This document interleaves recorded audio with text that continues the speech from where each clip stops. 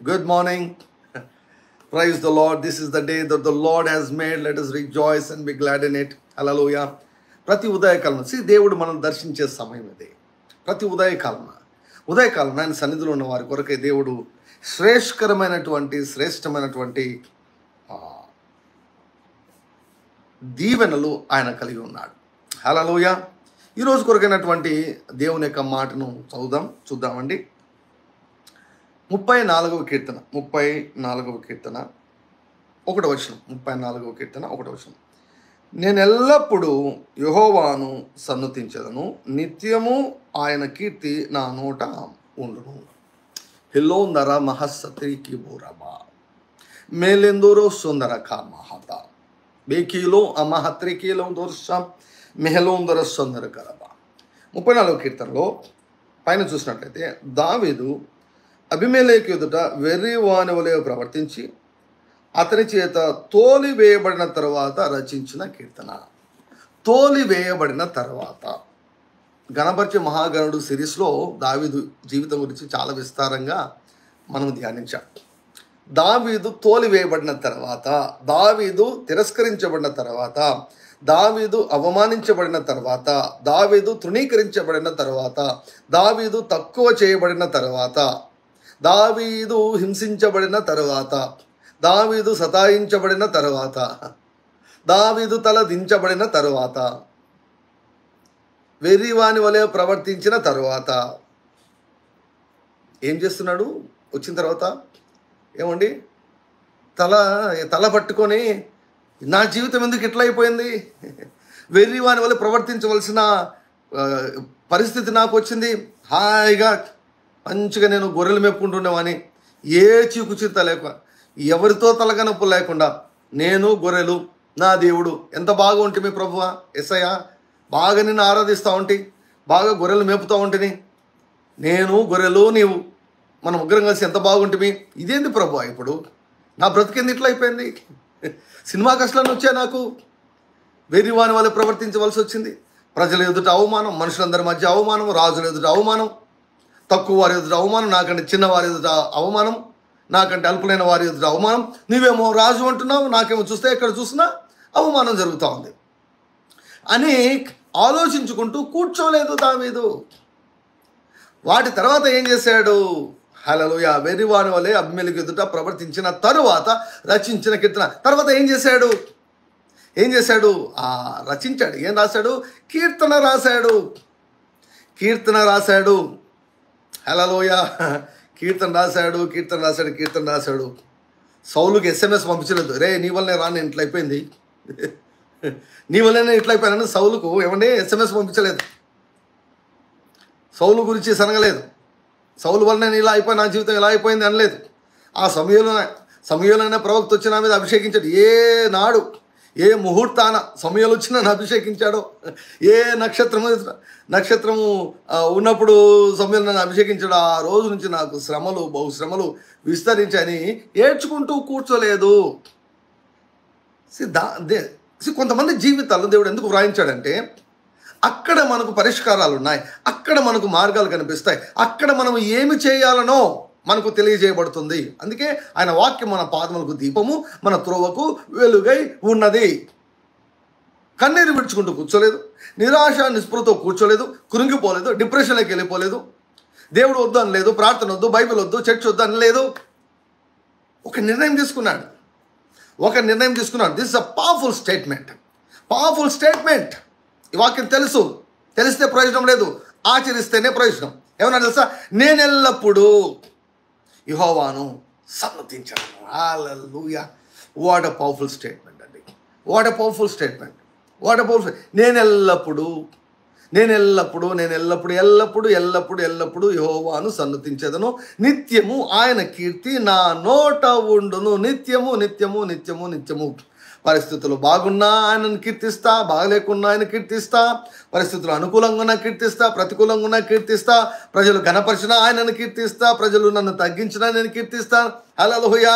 నన్ను ప్రజలు పొగిడినా కీర్తిస్తాను, విమర్శించినా కీర్తిస్తాను. నేను అన్ని సమయములందు at all times I will bless the Lord. Hallelujah. నిన్నటి దినం ఒకవేళ బాధాకరంగా ఉన్నా కూడా, what should I do, what will I do? ఈరోజు నేనేం చేస్తాను? I will praise God. Hallelujah. సవాలు చేయండి. ఈరోజు మీరు కూడా ఒకటి రాసుకోండి. ఈరోజు రాసుకోండి, నా స్తుతిని ఎవడు ఆపలేడు, నా స్తుతిని ఏ పరిస్థితి ఆపలేదు. హల్లెలూయా. నా స్తుతిని ఏ పరిస్థితి ఆపలేదు. చూసారా వీళ్ళు, ఈ వీరులను చూసారా? స్తుతి వీరులను చూసారా? దావీదు ఒక స్తుతి వీరుడు, పౌలు శీలలు ఒక స్తుతి వీరులండి. వారు మోస్ట్ అన్కంఫర్టబుల్ పరిస్థితులలో, భయంకరమైనటువంటి పరిస్థితులలో కూడా వారు ఏమాత్రం వెనుదిరేక స్తుతి విషయంలో మాత్రం కాంప్రమైజ్ కాలేదు. First of all, never ever compromise your prize life. నీ యొక్క స్తుతి జీవితం విషయంలో రాజీ పడద్దు. నువ్వు ఏమని చెప్పు, వాడికి అపవాదికి చెప్పు, వాడు దయంగాడికి చెప్పు, రే నువ్వు ఏమైనా చేసుకో, నా స్తుతిని ఆపలేవురా. నేను ఏ బ్లడ్ లైన్కి చెందినవాడిని తెలుసా? అబ్రహాం బ్లడ్ లైన్ మాది, అబ్రహాం వంశం మాది. అబ్రహాం వంశాన్ని మేము కనెక్ట్ అయిపోయాం. Hallelujah. We got connected to the blessing of Abraham. So మా పితరుడు ఎవరు? దావీదు. మా పితరుడు ఎవరు? అబ్రహాము, ఇస్సాకు, యాకోబు. మా పితరులు ఏం చేశారు తెలుసా? స్తుతించారు. యోనా తిమింగలం చేప కడుపులో ఏం చేశాడు? యోనా స్తుతించాడు. స్తుతిస్తూనే ఉంటానన్నాడు. హల్లెలూయా. ఇక ఆ చేప ఏమాత్రం కూడా యోనాను పట్టుకోలేకపోయింది. హల్లెలూయా. యేసుక్రీస్తు ప్రభు ఆ యొక్క పాతాళంలో దేవుని స్తుతించాడు, తండ్రి అయిన దేవుని ఆరాధించాడు, తన విశ్వాసాన్ని విడుదల చేశాడు. అందుకే మరణము ఆయనను బంధించుంచుట అసాధ్యము. స్తుతించే వ్యక్తివి నువ్వు అయితే సమస్యలు నిన్ను పట్టుకుని ఉంటా అసాధ్యము. మరణం నిన్ను బంధించడం అసాధ్యము, రోగం నిన్ను బంధించడం అసాధ్యము, అప్పులు నిన్ను బంధించడం అసాధ్యము. కొంతవరకు పట్టుకుంటాయేమో. స్తుతిలో కొనసాగితే పేలిపోతాయండి. Make a decision today. I will bless the Lord today. ఈరోజు నా దేవుని నేను స్తుతిస్తా, నా దేవుని నామాన్ని నేను కీర్తిస్తాను. ఎందుకంటే ఆ నామం బలమైంది, ఆ నామం శక్తివంతమైంది, ఆ నామమే నా పరిస్థితిని మార్చగలదు. నా పరిస్థితిని మార్చగలిగినటువంటి ఆయన నామాన్ని నేను ఘనపరుస్తాను, ఆయన నామాన్ని నేను ఎక్కువ చేస్తాను, ఆయన నామం గురించి నేను డబ్బా కొడతాను, దినమంతా డబ్బా కొడతాను. హల్లెలూయా. ఎంత చెప్పినా తక్కువనే, ఎంత పొగడినా తక్కువనే, ఎంత ఘనపరిచినా తక్కువనే. ప్రియులారా, జీవితకాలం అంతా స్తుతించినా కూడా రుణం తీర్చలేము. వారి విమోచన క్రయధనము బహు గొప్పది, అది తీరక ఎన్నటికీ అట్టుండవలసినదే. Shall we take a decision today? ఏదో ఒక మంచి నిర్ణయం తీసుకుందామా? I will bless the Lord at all times. అంటే ఎల్లప్పుడూ చేయవలసినటువంటి ఒక ఉద్యోగాన్ని దేవుడు మనకి ఇచ్చాడు. ఒక ఉద్యోగం, నువ్వు ఏ పని చేస్తున్నా సరే, say thank you Jesus, I bless you lord. నిత్యము ఏముండాలి మన నోట? నిత్యము ఏముండాలని? ఆయన కీర్తి. నీ నోట మనుషుల గురించి మాట్లాడద్దు, మనుషులను గురించి, వారి నీకు చేసినటువంటి ఇబ్బందుల గురించి, వాటి గురించి నీ నోటి నింపుకోవద్దు. Do you want to create an atmosphere, heavenly atmosphere in your house? నీవు ఉన్నటువంటి స్థలంలో పరలోకాన్ని సృష్టించుకోవాలనుకున్నావా? నువ్వు కాన్స్టెంట్గా మనుషుల గురించి మాట్లాడుతుంటే, నువ్వు కాన్స్టెంట్గా మనుషులను విమర్శిస్తూ ఉంటే, ఎల్లప్పుడూ కూడా మనుషులను విమర్శిస్తూ, నిన్ను నువ్వు తిట్టుకుంటూ, నిన్ను నువ్వు శపించుకుంటూ ఉంటే, you will be creating hell around you. దయ్యాలన్నీ నీ చుట్టూ ఉండిపోతాయి అంతే. అవి వెళ్ళాలి అంటే యూ క్రియేట్ హెవెన్లీ అట్మాస్ఫియర్. ఏముంటుంది? స్తుతి, ఆరాధన ఉంటుంది. You bless the lord. ఆయనను కీర్తించు, ఆయనను ఆరాధించు. నీ చుట్టూన వాతావరణం మారిపోతుంది. నీ చుట్టూన స్పిరిచువల్ వాతావరణం మారిపోతే నీ పరిస్థితులు మారిపోతాయి. హల్లెలూయా. Receive this word.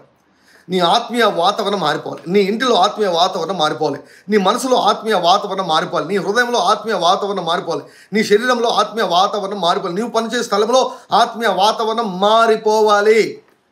ఆత్మీయ వాతావరణాన్ని ప్రభావితం చేయాలన్నా, మార్చాలన్నా, there is only one way, that is by praising and worshipping Jesus. Hallelujah. You will change the atmosphere so that things will work towards. Hallelujah. నీ కొరకే పని చేయనట్లుగా పరిస్థితులను దేవుని యొక్క సన్నిధి మార్చగలదు. ఇశ్రాయేలు చేయు స్తుతుల పైన ఆయన ఆశుండే దేవుడు.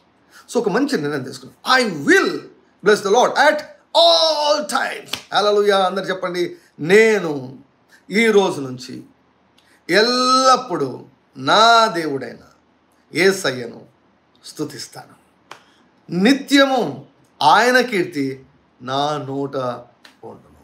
హల్లెలూయా. నిత్యము ఆయన కీర్తి నా నోట నిత్యము మనం చేయవలసినటువంటి ఉద్యోగాన్ని దేవుడు ఈరోజు మనకు జ్ఞాపకం చేస్తున్నాడు. మన నోట ఎల్లప్పుడు కూడా యేసయ్య స్తోత్రం, యేసయ్య స్తోత్రం, యేసయ్య స్తోత్రం, యేసయ్య స్తోత్రం అని మనం చెప్పాలి. హల్లెలూయా. దేవునామమునకు మహిమ కలుగును గాక. ఈ యొక్క వాక్యం ప్రబలమై మన అందరి జీవితాల్లో వ్యాపించును గాక. Have a blessed day.